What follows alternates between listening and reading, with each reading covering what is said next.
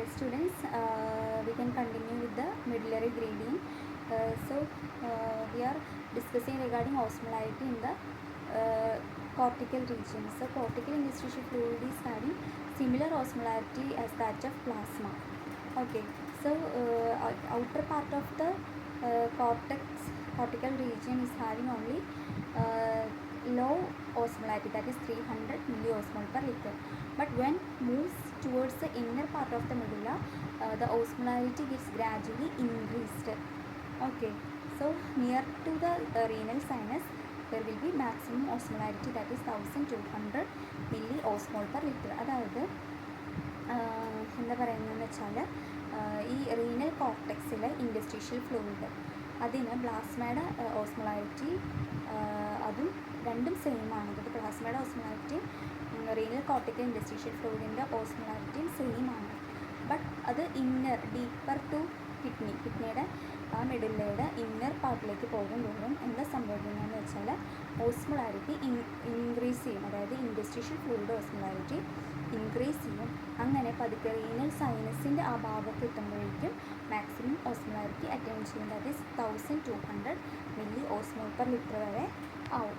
അപ്പോൾ അങ്ങനെ hyper tonic ആവും. ഓക്കെ, ആ ഓസ്മോളാരിറ്റി എന്ന് പറയുന്നത് ഹൈപ്പർ ടോണിക് എന്നുള്ള റേഞ്ചിലേക്കാണ് പോകുന്നത്. Then this type of gradual increase in the osmolarity of the medullary interstitial fluid is called medullary gradient. അപ്പോൾ അവിടെ ഒരു ചേഞ്ച് ഉണ്ടായി. അതായത് initially the osmolarity was 300, but finally what happened, gradually the osmolarity gets increased and reached up to the maximum level, that is 1200. So there was a formation of a gradient, that is called medullary gradient, and this plays an important role in the concentration of urine. Medullary gradient ആണ് urine കോൺസെൻട്രേഷൻ്റെ main role ഉള്ളത്. Okay, then how we can develop or maintain this medullary gradient? Kidney has some unique mechanism called countercurrent mechanism, which is responsible for development and maintenance of medullary gradient and hyperosmolarity of interstitial fluid in medulla. So this medullary gradient can be possible by one mechanism that is known as countercurrent mechanism. So let us see what is a countercurrent mechanism. So this is the picturization of the countercurrent mechanism. So this part is medullary interstitium, and this is a Henle's loop. Then this is the collecting duct. So this area representing the inner medulla, and the middle portion representing the outer medulla, and this upper portion representing the cortex, renal cortex. Let us see what is a countercurrent mechanism. So there is a countercurrent flow in the countercurrent mechanism. What is countercurrent flow? A countercurrent system is a system of U-shaped tubules or tubes in which the flow of the fluid is in opposite direction in two limbs of U-shaped tube. അതായത് see this picture. So this is a U-shaped tube. Countercurrent mechanism means there will be U-shaped tubes, parallel tubes will be there, and the movement of this fluids will be of two part of this tubes will be in opposite direction. So in this part the fluid will move downward, but what happen in this part, the fluid can move upward only. So here in this direction the fluid moves, and here in this direction the fluid moves. So both are in opposite direction. So that mechanism is known as countercurrent mechanism. Countercurrent mechanism is nothing but the fluids moves through the tubules in two opposite directions.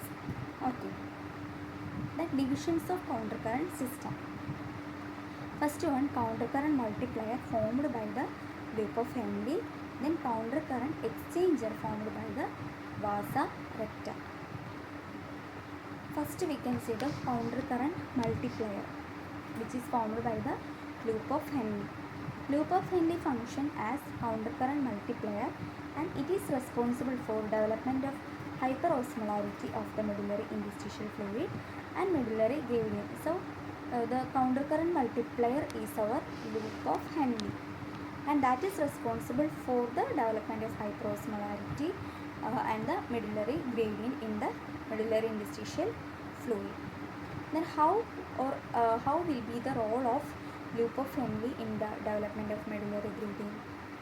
We can look.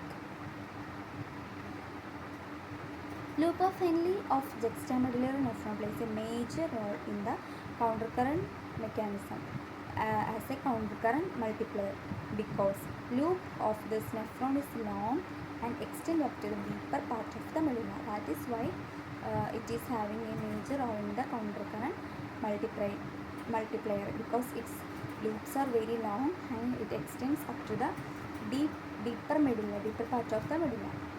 Main reason for the hyperosmolarity of medullary interstitial fluid is active reabsorption of the sodium chloride and other solute from the ascending limb of the Henle tube into the medullary interstitium.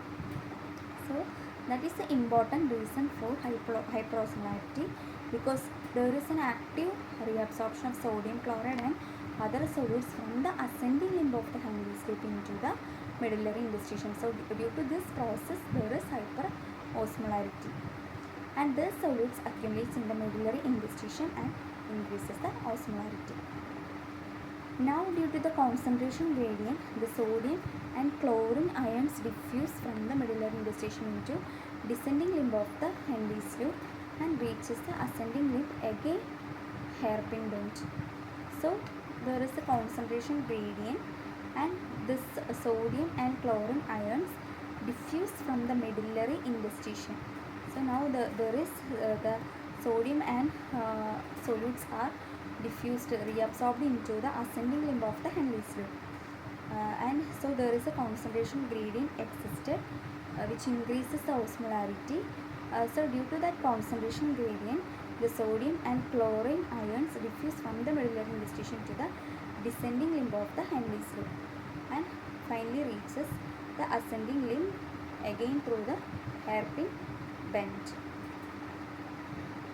Thus, the sodium and chlorine ions are repeatedly recirculated between the descending limb and ascending limb of Henle tube through the medullary interstitial fluid, leaving a small portion to be excreted in the urine.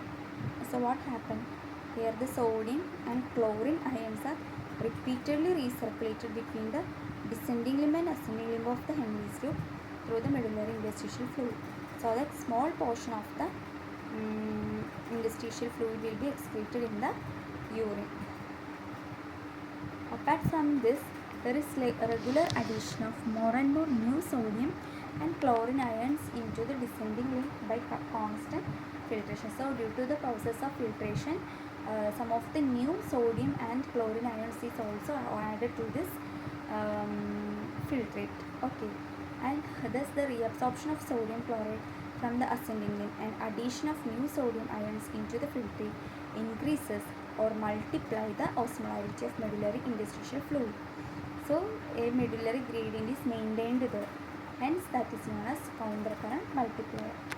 So look at this picture. This is the ascending limb and this is the descending limb and this is the ascending limb. So from this medullary interstitial fluid, what happens means so many sodium and chloride ions gets reabsorbed into the descending segment of the Henle tube, and also from so the osmolarity gets increased here. So what happened means there is a concentration gradient existed in the interstitial fluid.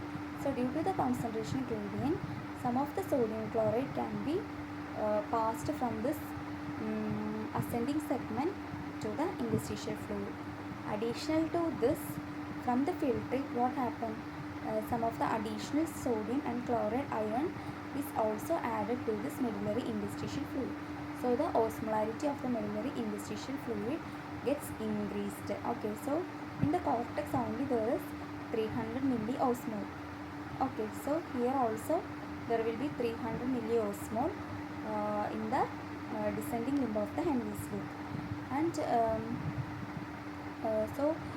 due to the diffusion of the sodium chloride in